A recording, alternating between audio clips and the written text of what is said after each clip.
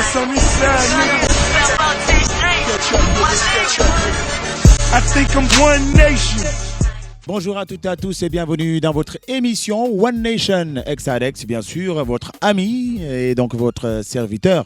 Waaw tey nag dama fi dajal ñi nga xamante ne kenn dootu leen présenté kenn Da Brains judo Magoy Kapsi waa Sicap ñoom bokk nañu ci ñu teeru hip hop fii ci Sénégal parce que la ñuy wax naan lu nekk dafa am fu muy tàmbalee waaye rap dafa tàmbalee ci li nga xamante ne moom mooy koñ bi ñuy wax Sicap moom mooy Sicap yëpp Liberté 1 ba Liberté 6 ñoom yàlla def ñu bokk ci donc c'est une chance ñu judd ci màgg ci yaroo ci alors donc ñoom it moo li may wax ay ambassadeurs la ñu tey ñu ñëw nag pour présenter leen seen album bi nga xamante ne moo gën a tudd Welcome to Sénégal alors donc li ñuy def gars yi moom mooy dañuy daal di tàmbali directement parce que vous savez avec la demande générale bien sûr des téléspectateurs yi nga xamante ne dañuy bëgg à chaque fois ñu leen andi artistes yi nga xamante ne ñoom lañ bëgg a gis alors tey am nañu ay découvertes waaye tey aussi danañ inviter des gens qui ont participé dans leur album donc à savoir Tiwoni donc Tiwoni on va le prendre tout de suite juste après les salutations donc gars yi ñu ngi leen di dalal di nuyu Baxaw di nuyu Jibi gars yi ñu ngi leen di bàyyi téléspectateurs yi ngeen nuyu ak ñoom. waaw salaamaaleykum waa Sénégal ñu ngi nuyu ku nekk ci turam ak santam di leen baalu àq yi donc ci weeru sell wi ñu ne mooy weeru koor. amiin di ñaan yàlla tamit jàmm yàgg Sénégal jërë ngeen jëf. bon salaamaaleykum man itam di nuyu ñëpp rek di baalu àq ñëpp di baalu àq ñëpp aussi di ñaan yàlla jàmm Sénégal et puis jàmm am ci àdduna ba si quoi. yàlla jàmm yàgg donc gars yi ji bi donc dama am benn surprise donc il s'appelle Tiwoni donc il a participé dans votre album mais pour ne pas le retenir trop longtemps parce que c'est vrai qu'il passionne depuis très longtemps aussi donc je vais devoir le prendre en direct donc je sais pas s'il est en ligne. Tiwoni, est-ce que tu m'entends? Oui, voilà Bog. Yo, voilà Bog. Alors Tiwoni, c'est un plaisir de te recevoir dans notre émission One Nation et bien sûr sur la TFM aussi et avec tes frères donc Baxaw et Jibi. Alors je te laisse déjà les saluer. Alors les frères, voilà Bog. Comment ça va les frères? Yep. Ça va man, je suis content de vous entendre man, ça fait plaisir. Ouais, mais là on dirait que tu es fatigué mon frère. Tu es où? Est-ce que tu es là actuellement? De quelque part dans le monde, tu es où? Je suis en Nouvelle-Calédonie dans le Pacifique là, il est 3h du matin man. Je suis à 22 000 km. Super loin. Ça faut vraiment le faire. C'est pourquoi tu es parti pour un concert ou bien tu es en tournée? Je suis parti pour un concert, pour 3 concerts en fait et finalement on en a eu 7. J'ai tourné aussi une nouvelle vidéo pour mon album Cité Soleil. Donc je suis parti avec Lyricson, un frère de la Guinée, et avec Black Kimbo. Et puis voilà quoi, et ça se passe super bien. Et puis je ressens aussi la vibe un peu africaine là-bas par rapport au partage d'hospitalité un peu qui ressemble beaucoup au Sénégal. Ouais. Donc je suis pas dépaysé quoi, c'est super cool. Alors super, donc la connexion, comment elle s'est faite avec Da Brains? En fait la connexion elle s'est faite par rapport à un frère qui s'appelle VR, qui est un grand frère à nous qu'on appelle VR de Legend, qui est un DJ hip-hop de la place depuis longtemps et qui est très actif à Paris, qui était déjà ami avec Jibi et Baxaw. Et il y a une autre amie à moi aussi, Lady Sweetie, qui est une collègue en fait du mouvement reggae, qui est très active aussi. Donc on s'est retrouvés par rapport à un projet qu'on a entamé, qui est toujours en cours d'ailleurs, avec des frères de Tiaroy là-bas. Et puis on a rencontré pas mal de frères à ce moment-là, et notamment Baxaw et Jibi, avec qui on a fait pas mal de collaborations déjà sur ce projet-là, qui est un projet en hommage aux tirailleurs de Tiaroy. Et donc du coup on est resté en contact depuis, ça date de 2006 si je me trompe pas les gars.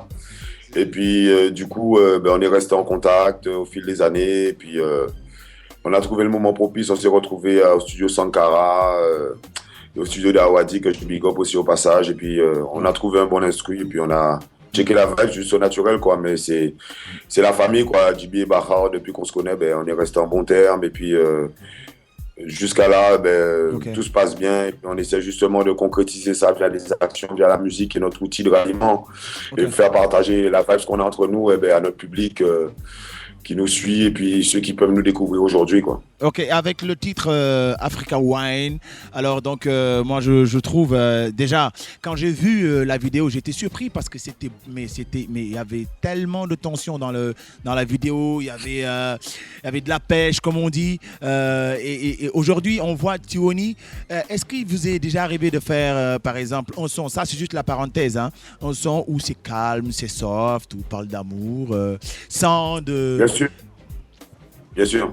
C'est-à-dire que là, c'était vraiment un morceau pour exprimer aussi la joie de vivre, tu vois, montrer aussi l'Afrique sous un angle plus, parce que bon, là d'où je viens souvent, on nous montre l'Afrique, comme disait mon frère Nix, que je big up aussi, l'Afrique CNN. Et nous, on veut montrer aussi le côté de l'Afrique où justement la joie de vivre, l'amour entre les gens, peu importe là où leurs conditions, quoi, montrer que justement ils sont dignes. Et c'est un peu ça le mouvement Africa Wine, en fait, c'est dire que l'Afrique bouge, mais l'Afrique aussi bien l'Afrique continentale que l'Afrique de la diaspora. Mais à la base, moi, c'est du reggae.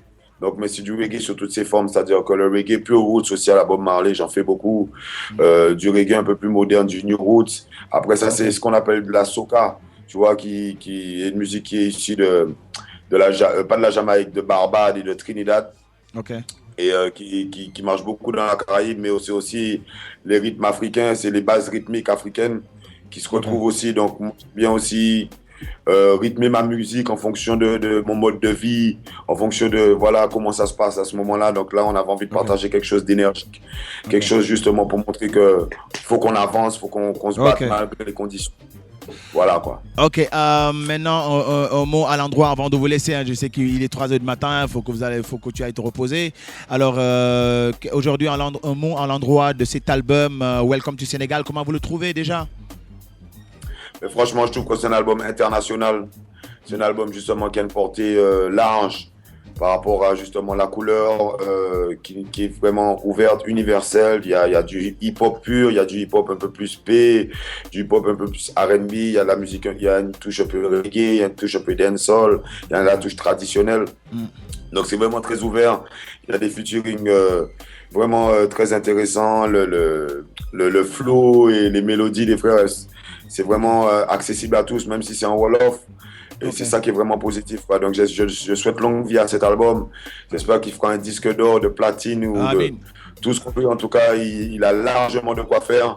Et il n'y a rien à envier aux rappeurs américains ou quoi que ce soit. Et franchement, pour tous les gens à qui j'ai fait écouter l'album, que ce soit aux États-Unis, que ce soit ici en Nouvelle-Calédonie, aux Antilles où j'étais il n'y a pas longtemps, en Guadeloupe aussi, tout le monde a apprécié la Bruins. Donc j'espère qu'on pourra faire des choses ensemble.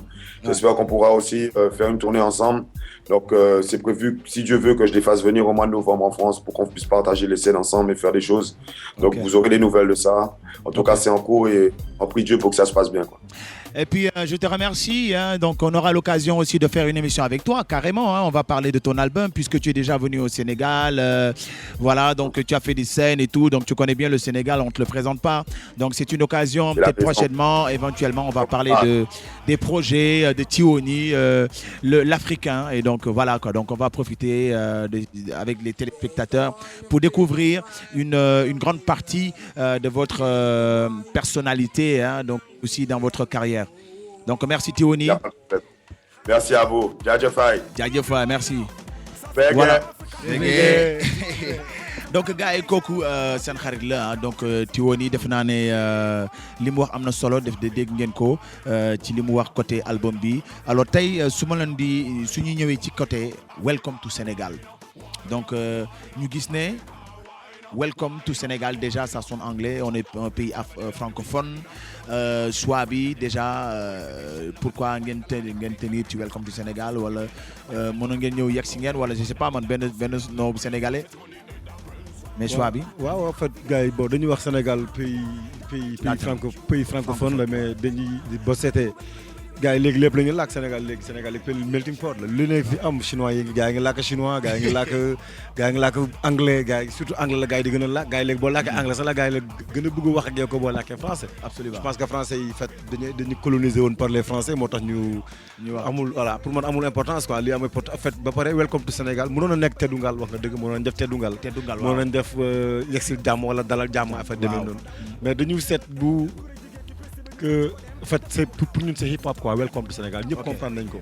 léegi ko comprendrewul day daf lay liggéeyloo da lay joobloo moom mooy da ngay dina la laaj lan mooy welcome to Sénégal loolu rek liggéey la nga jëm ko ci convaincre. ok pour man bon titre bi nii amul sens soo comprendrewul phrase bi boo xoolee pochetu album bi wala boo xoolee CD bi di nga xam exactement CD bi lan lay wax quoi. Baxaw ça fait quand même presque 5 ans def naa diggante album bi at bii wala.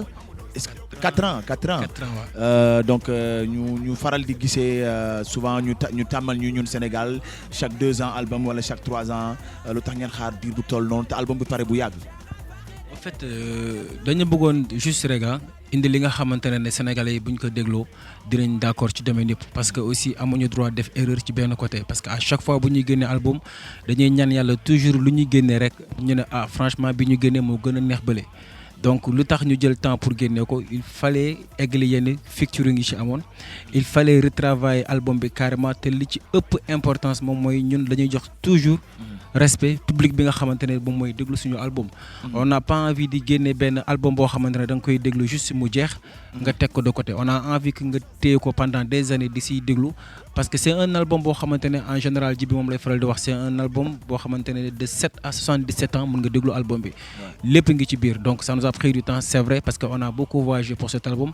te diggante bi avant ñu ko doon génnee dem nañ fi une tournée bi nga xamante ne c'était en Espagne pour partager des scènes avec comme des groupes comme Public Enemy. donc moom moo ñu permettre tamit yeneen xewel ñëwaat ci diggante bi ñu bàyyi fi album bi demaat pour eggali mission yi boobu ñëwaat pour génne Welcome to Sénégal.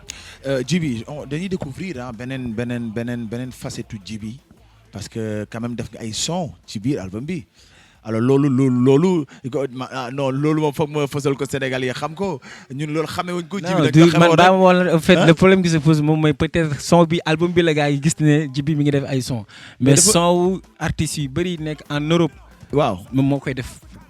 mais boo bëggee dégg-dégg dama graaw nag. non waaw mais gis nañu. jox ma sa number call moom moo ko def na xol yi nice moom moo ko def ak yeneen ak yeneen yoo xamante ne. en fait mënuñu nekk ci benn affaire te duñ ci gëstu quoi sérieusement bu fekkente ne dañ bëgg nekk ci musique quand même yem ci bind ak wëy donc nekk interprète kese. pour man du am sens. parce que lii album bi bon man la ñuy gis mais production bi buñ ko seetee producteur bi. ak woor gi may ak bo ci koor gi ñu jógee xaw ma koor gi ñu nekk nii ba xaw ma produire album bi. déjà dafa nekk na producteur bu mag bu fekkee dafa produire album bu toll ni Welcome to Sénégal. c'est un grand producteur. xaalis bu ñu may fay la rek. man li ma def ñu génnul gaal non li ma def yow dama toog composer son yi c'est très normal ak soutien moom ak soutien wu gars yi ñoom Emma ñoom gën gars yi parce que nit matul quoi. dama sama passion la dama mës a bëgg musique man dama bëgg ay foo ci ay instrument dama ko yàgg bëgg depuis ma nekk booy. absolument léegi yàlla def ma nekk ci hip hop bi pourquoi pas ma jéem a def après ma def naa fi formation MAO. musique assistée sur ordinateur yàgg na nekk ak Africa Fête. ok gardoon bagage yu ndaw yooyu yëpp après di ko taxale ndànk di dem ba bon di def affaire yu tane yi. mais normalement tey génération jamono yi ñu toll rappeur waratul yam rek ci rap kese quoi. war na au moins war a gars yi raw nañ ko boo seetee léegi boo seetee ay xoolal fii Sénégal ay ñoom Malal Tall léegi ay Gaston gars yi dañuy seen studio ay Gaston ay Chaka Babs ay DJ Awadi Matador gars yi ñu ngi avancé parce que xam nañ ne rap bi moom anyway duñ ko rey du dee ñun ñoo dem ba suñu âge bu def leneen ci hip hop bi toll ci ñu pousse bàyyi booy ñëw ñu nekk seen ginnaaw soit di leen composer son yi wala di leen produire xeetu baxaw yi di produire booy yi bu ñu ñëwee fay ñu ñun beatmaker yi ñu tëgg son yi après yeneen booy yi def ñëw poser seen i dina am ay gars yoo xam ne dina am ay auteur gars yi nekk am ay interprète c'est que dina gën a yaatu incha allah. ok voilà donc chers spectateurs donc tey dooñu dalal groupe Da Brains on va parler de leur album Welcome to Sénégal donc album bi nag am 15 titres am na ay featuring donc dont Positive Black Soul at India c'est une moom mooy ki nga xamante ne dafa way ci biir morceau bi man bi ma ko njëkkee déglu dama def play ba xaw daf ma fekk ndeysaan fa ma doon liggéeyee ci benn rajo mais dama def play taxaw muy xool sama réaction quoi mais dama ne lii